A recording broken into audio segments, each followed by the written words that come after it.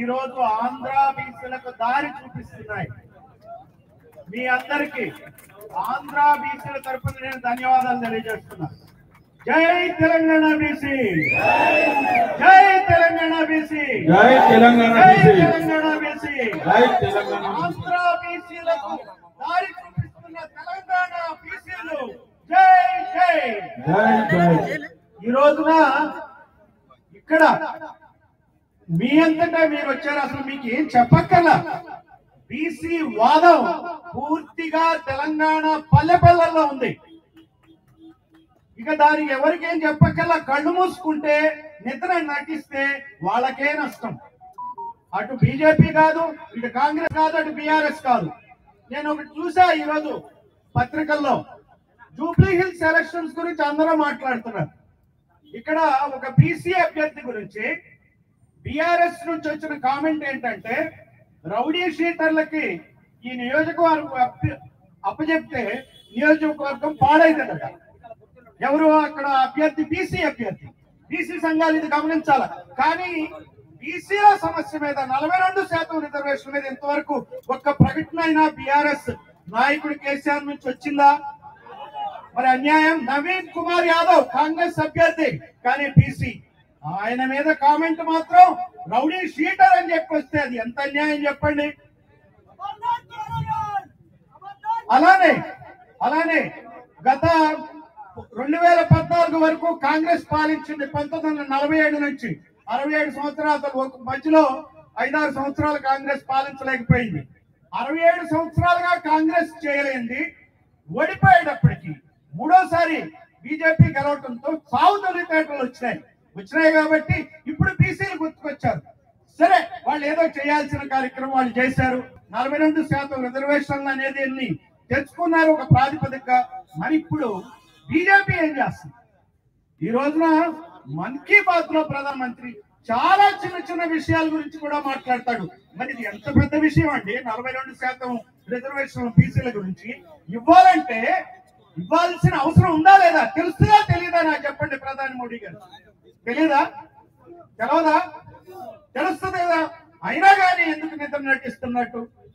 ప్రతి సమస్య మీద వాళ్ళు వెంటనే హుటాహుటిని పరిగెడతారు కదా. దీని మీద ఎందుకు పరిగెత్తట్లా? దీన్ని ఎందుకు పట్టించుకోవట్లా? కావాలని బీసీలకు కనుక ఈ రోజున రిజర్వేషన్ ఇస్తే వాళ్ళ ప్రాబల్యం పెరిగితే బీసీలు, ఎస్సీలు, ఎస్టీలు, మైనారిటీలు కలిస్తే ఈ దేశం భూస్వామ్య కులాల చేతుల్లోంచి జారిపోతుందనే బీసీలకు ఇవ్వట్లే రిజర్వేషన్.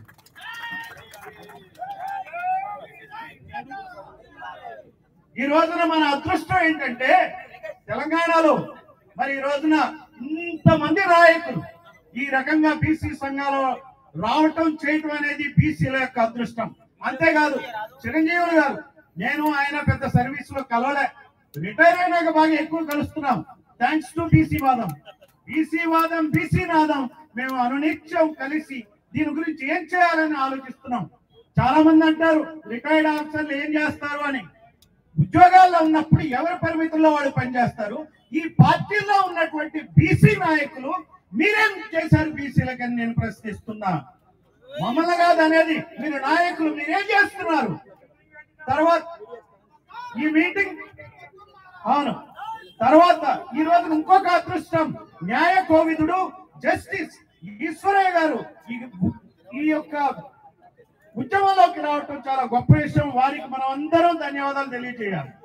ఇదే కాకుండా కాంశీరామ్ సూత్రం, మేమంతో మాకంతా. ఇప్పుడు మన దగ్గర ఇక్కడ కొత్త నినాదం విన్నా, మంచి నినాదం, మీరెంతో మీకంతా, మీరెంతో మీకంతా. సో మేమెంతో మాకంతే నినాదంతో, కాంశీరామ్ సూత్రంతో ఈ రోజున తెలంగాణలో బీసీ, ఎస్సీ, ఎస్టీ ప్రజల్ని కలుపుతూ ముందుకెళ్తున్నటువంటి నాయకుడు విశారదన్ గారు కూడా రావడం చాలా గొప్ప విషయం. ఈ రోజున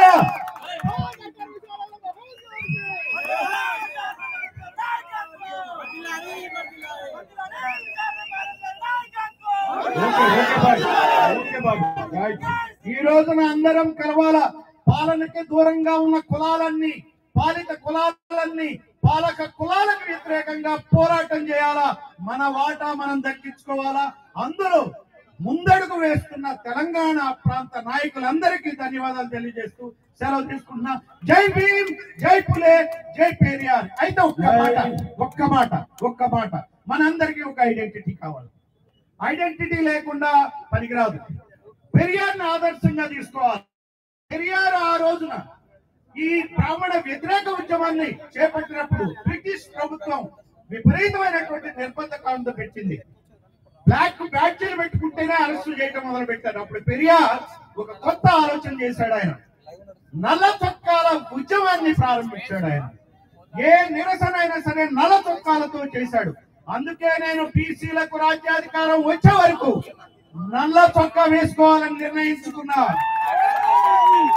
కార్యకర్తలందరూ, ప్రజలందరూ నల్ల చొక్కాలను వేసుకోండి. ఒక్క నెలలో 42% రిజర్వేషన్లు 9th షెడ్యూల్లో పెట్టకపోతే నన్ను అడగండి. Thank you sir. మీరు చూపిన స్ఫూర్తిలోనే మేము కూడా అందరం కూడా ఇప్పుడు నల్ల షర్ట్లు వేసుకుంటున్నాం నిరసన కార్యక్రమంలో.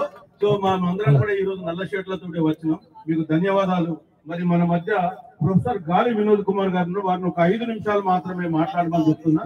దయచేసి ఇక్కడ నిలబడ్డ వాళ్ళందరూ కూడా వెళ్ళి అక్కడ పక్కన కూర్చోవాల్సిందే. వెనుక చాలా చైర్లు ఉన్నాయండి. మీరు ఎందుకు నిలబడ్డారు దయచేసి